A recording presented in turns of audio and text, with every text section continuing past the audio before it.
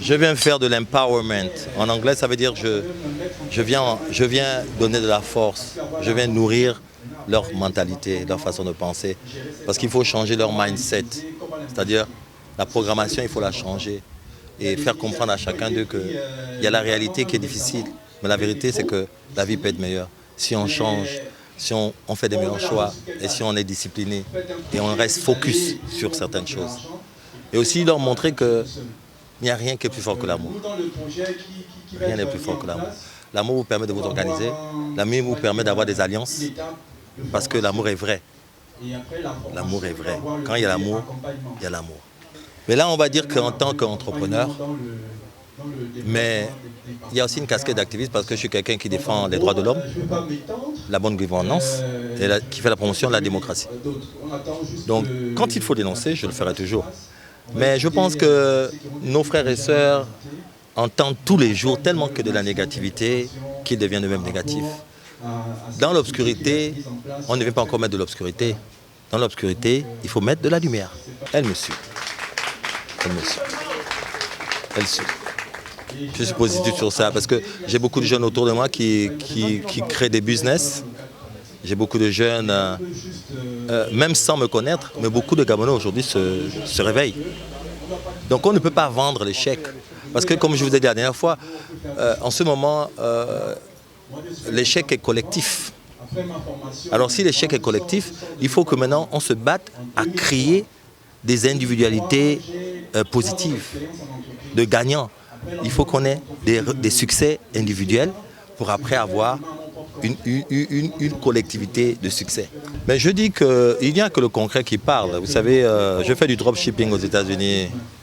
Ceux qui me suivent sur TikTok, souvent je m'amuse à montrer mon back-office.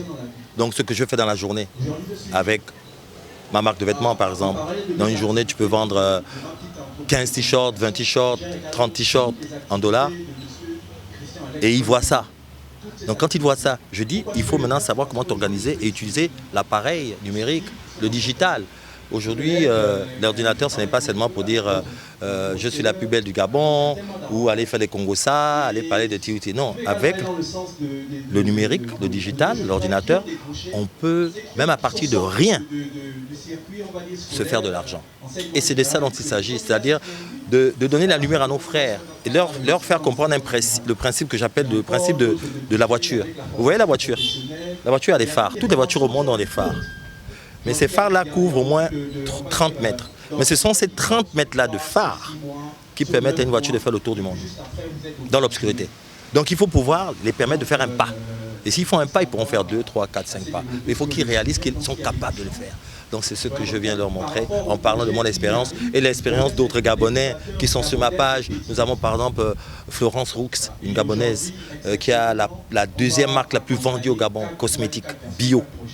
C'est une Gabonaise qui vit dans la diaspora d'Angleterre. Nous avons M. Minko qui fait des containers depuis les États-Unis et qui fait le transfert d'argent. Minkondo, vous voyez, on a M. Mabéalas, Alain Claude aux États-Unis qui a plus de 30 voitures de location.